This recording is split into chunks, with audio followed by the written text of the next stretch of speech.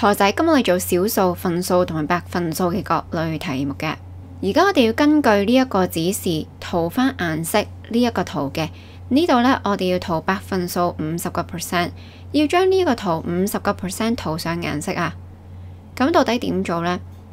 嗱，50% 呢，如果要變分數，亦都即係100%50%。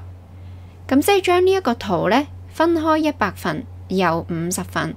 咁到底點做呢？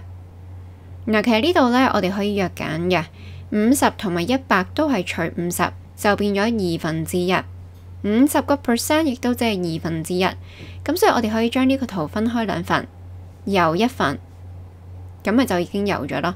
咁樣就為之50% 噶啦。嗱，到呢度30%亦都即係30%。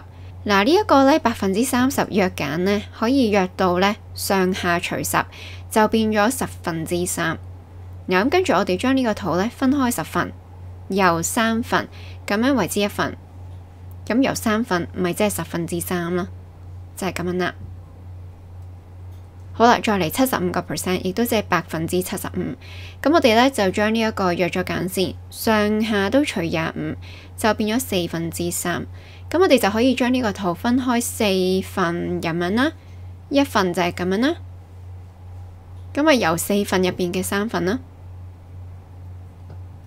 好啦，到20%，亦都即係100%20。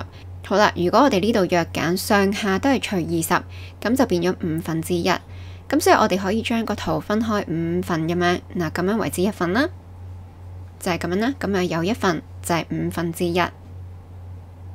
快啲上榮恩教室嘅 Facebook 同埋我哋嘅網站度睇下啦。